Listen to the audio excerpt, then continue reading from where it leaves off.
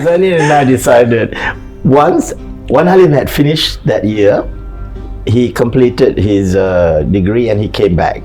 So he said to me, oh, it's up to you now, whatever you want to do. So that was when I said, I'm going to train everyone in the 3-9 technique. So I started then, 1971, 72, with Zamin, I got a group of dancers. These were all Malaysian students? All Malaysian students. And at Monash, and I said, no, we're going to train, and we're going to train until we are good enough. This was Swasana? Because you see, being in USA and then being in Melbourne, I was crazy about shows. So example would be, arrive in Australia, you had no money, you know, you're on a very meager sort of allowance. Hair came to Australia, you know, so I say to all the Malaysian students, hair, I saw that in USA, you know, 2 years ago. I said, you've got to see this. So the Malaysian students, you know, friends who came with me on the scholarship and all that, they say, what's in it? What in it for us? What's so special about this hair you talk about? You don't forget, these are kids from Kelantan, Kampung, Terengganu. You know?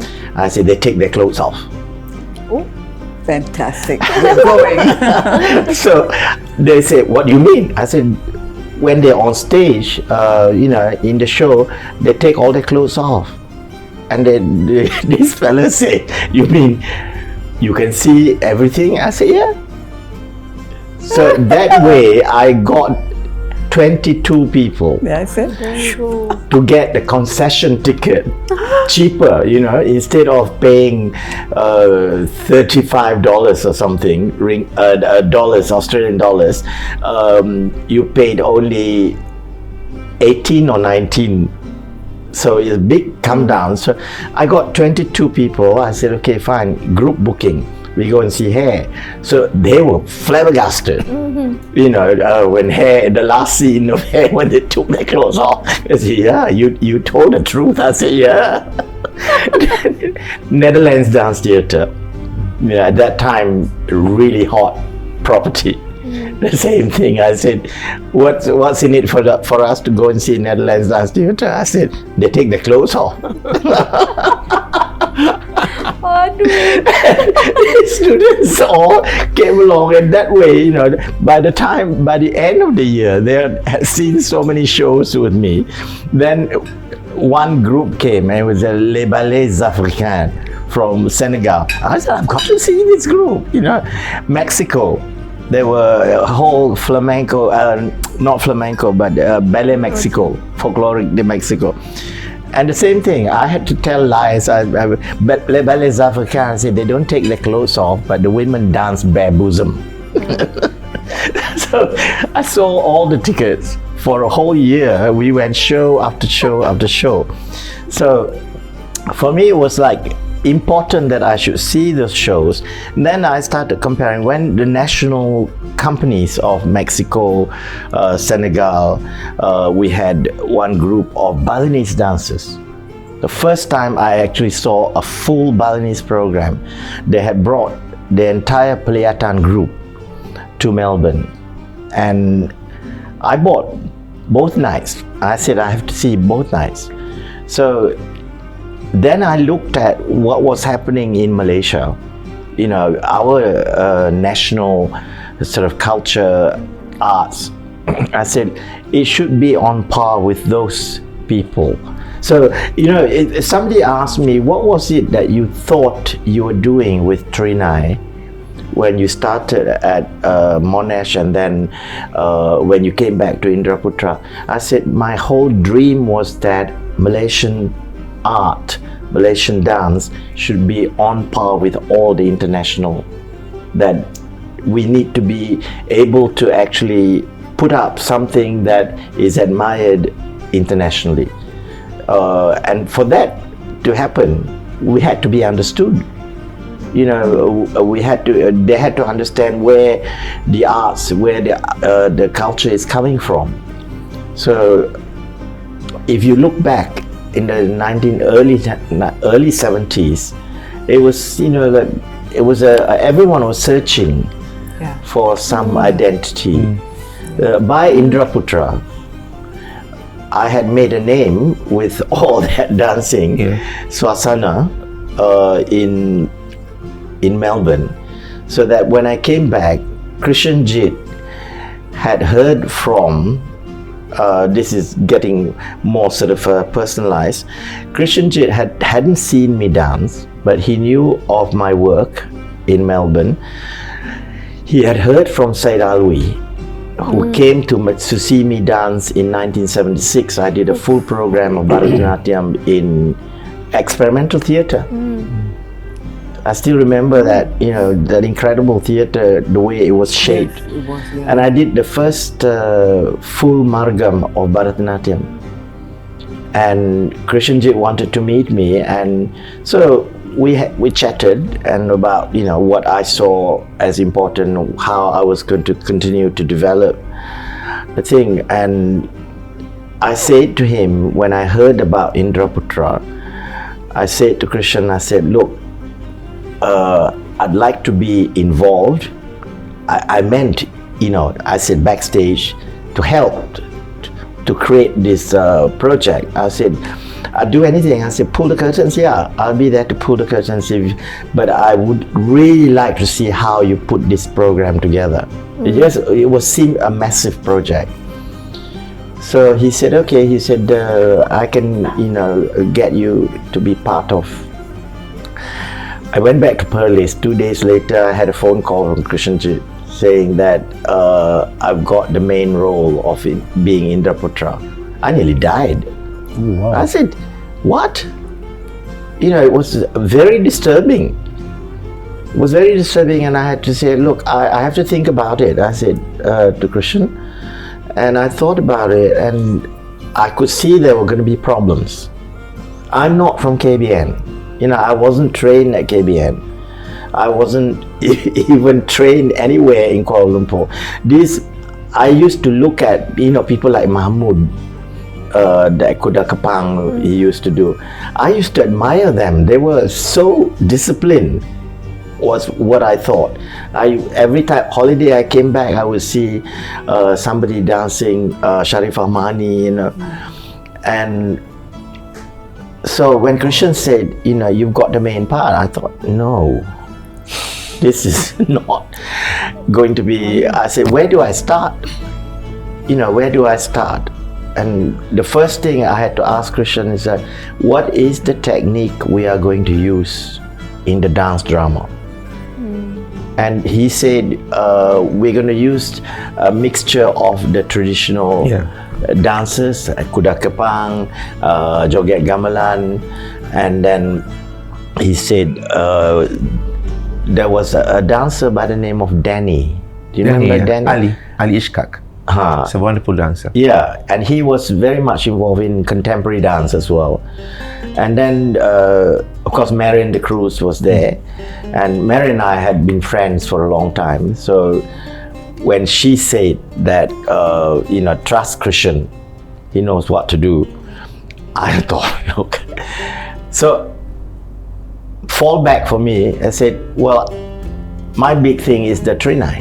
Yeah. The technique. And I said, whatever I do, and Krishan said that I want you to also choreograph part of the work. So I said, look, okay, I have to use Trinai. And that was how I brought Trinai to KBN, and those musicians came and stayed for a month. And when I choreographed my parts, and I also made the request that Zamin be part of the production. So she came in because we had danced together for so many years in Melbourne. So from there, Indraputra was not easy for me. It was problematic because I was nobody. And much as the KBN dancers, I got to know them very well and became great friends. But KBN was involved with government, was green. and government rules and regulations were not something I was known for. So there was always this whole thing, certain things, how one of the objections I had while working on Indraputra was how the dancers were treated. They were treated badly. Yeah. You know, they were expected to go and do functions, and sometimes they only got home at 4 o'clock in the morning. After the functions, the buses would take them home. So they told me about all this, and I felt bad because I seemed to have escaped all that. I was given a special position, and Rahim Razali was really very kind. He was, a friend of Christian at that time. So when I started voicing my doubts about how the whole setup was going through, he was really sympathetic. So in the end, we got the production on, you know the story of Indraputra. Yeah. Johari Saleh was supposed to have written the music, and I listened to the music. I said, I can't dance with that. Very RTM, was he it? produced one little thing, and no doubt it was, I don't know, but I just felt that did not have the jiwa, you know, the jiwa of our dance form. It was Western music, and it was a bit like, all I could think, I heard the recording, I said, I can't dance with that. It was he used the xylophone instead of the gamelan, and we wanted that gamelan sound, and that's where Bob Khalil, Bob Khalil and his wife, Zah. Bob Khalil was the one who rescued the whole production with his knowledge of the gamelan, and we said, okay, fine, use the gamelan music, use the rebab, use Mak Yong music. You know, part of it was to do with Mak Yong singing, and the Trinai. So we used what was in our heritage. Sure, I thought the idea of composing new music by Johari Saleh was a good thing, but he did not spend time getting the gist of our traditional music. So that taught me a lesson. That taught me a great lesson. I said, look, you know, whatever you do, you really need to go back to the source and begin from there. So that is why, answering your question, after Indraputra, I disappeared because I had built up a reputation of being terribly rebellious.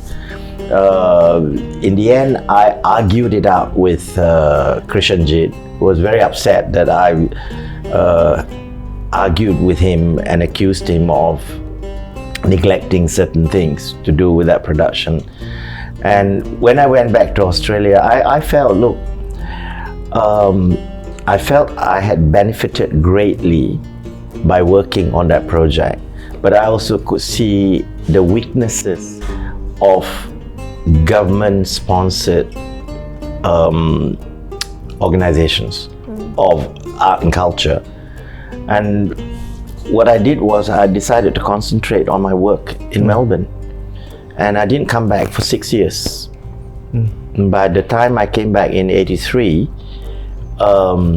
it was a different environment, and I came back to do Bharatanatyam instead of Malaysian classical dance. Yeah. When did you transition? When did you transition into Bharatanatyam? Not a transition really, it was both going at the same time. The group that I formed, Swasana, at Monash University, was known as Malaysian and Indian Dance Ensemble at first. Very good. Yeah, because I was the Indian performer, and I had started teaching Indian dance in Melbourne as well. But so why I had did you take your students. lesson to be able to teach? My lessons were originally with Usha Prema, The one in my Malaysia, teachers, the one from Ipoh. And But did you ever go to India? I went to after? India after that, yeah. 1973, I went and found Adya Lakshman, who was my guru, and he also came to Australia. But that was, really intense. I knew I was very conscious of my age. Oh, why?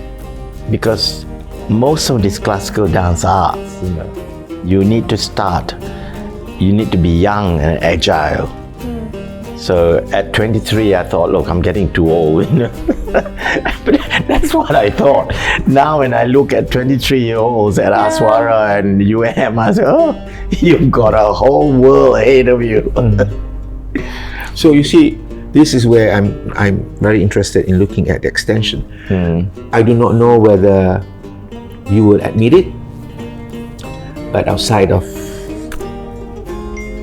beyond that, beyond yourself and what Malaysians are, people are aware of it.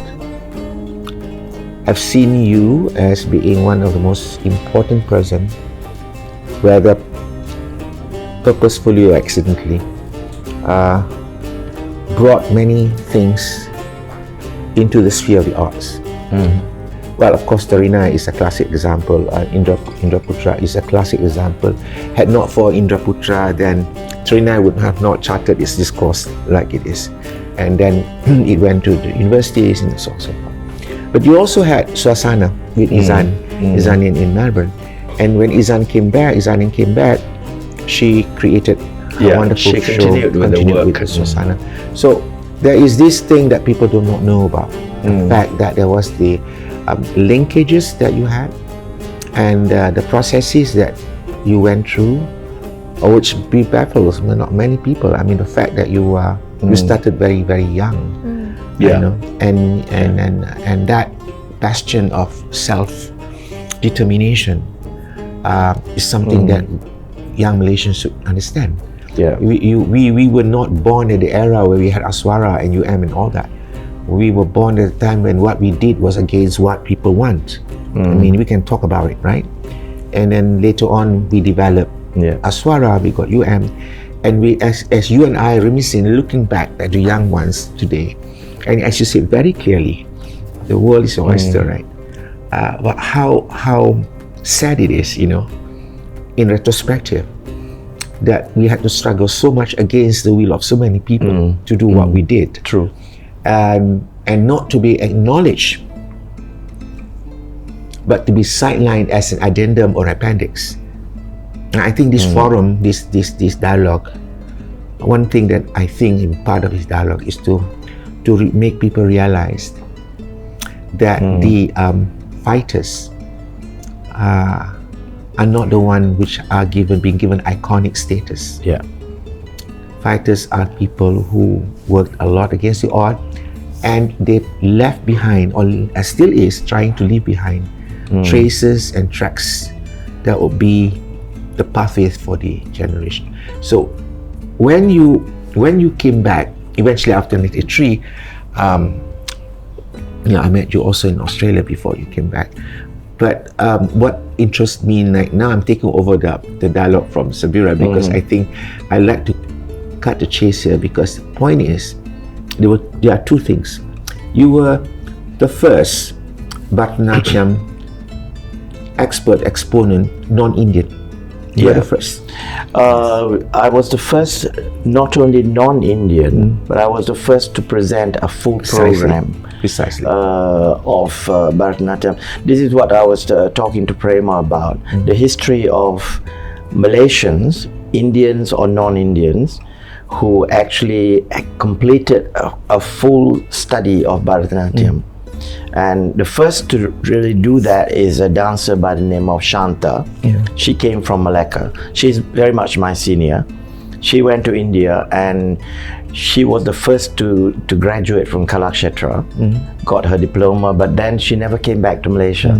She married Dhananjayan, her husband. They're both very famous in India. She married Dhananjayan and stayed on.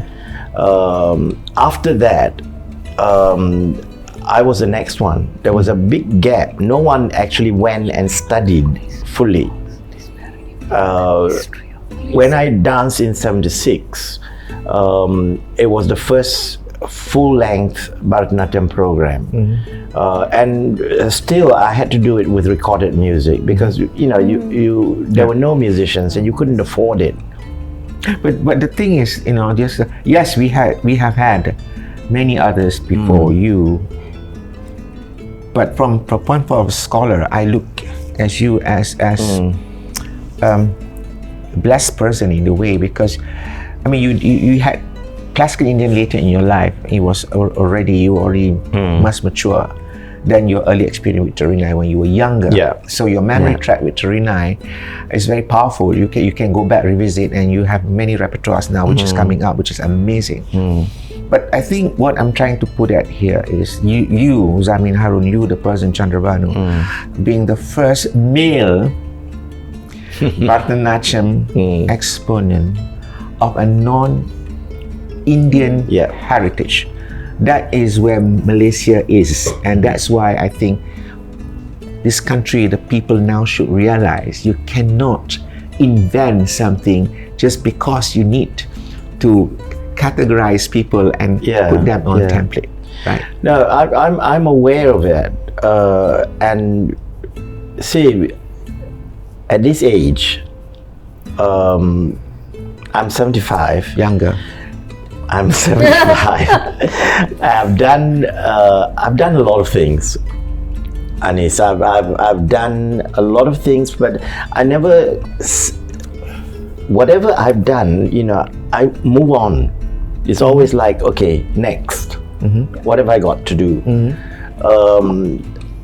And I could, because I'm made like that. I'm not going to dwell on certain things, like as I said, what happened during Indraputra and after Indraputra. I left that a long time ago.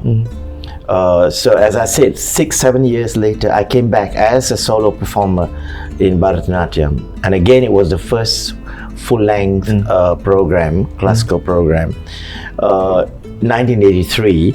By the time I came back in 83, things had moved on, but I kept thinking whatever happened in 1977, things had moved on quite differently. You see, in 83, you were already working with OAM, and there were people like you, there were people like, I looked at, I always chased after Mahmood. I said, what did you do after Indraputra?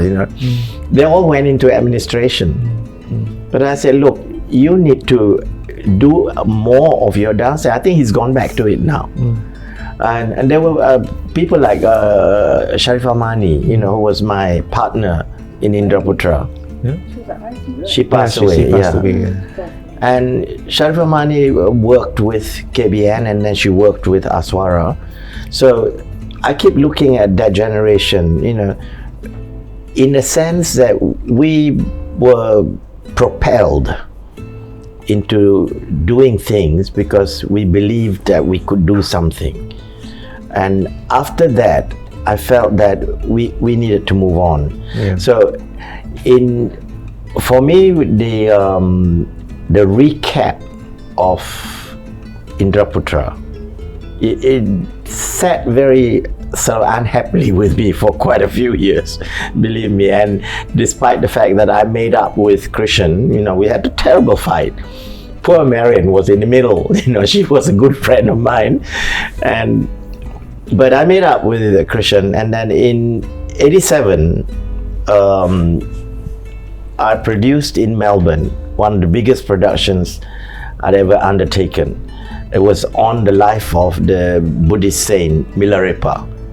Don't ask me why I decided to do Milarepa. It was just, I read his life story and I said, it's almost like mine, and there was enough there, the involvement with black magic, the involvement with art and culture and tradition, and the seeking of answers. I thought, no, I've got to do that production.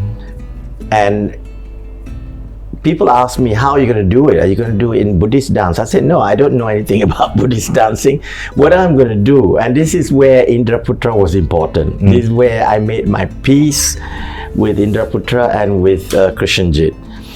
I said, I'm going to use what was used in Indraputra, a conglomerate of music styles. So I said, I've got enough dancers in Melbourne by that time who are trained in Bharatanatyam. A few of them I had trained in Malaysian dance, classical dance. I said, I'm going to use them all. So I wrote the music. Great. Could we maybe go for coffee and we'll talk about the Yeah. production of the Do you want to do that? Yeah. Yeah.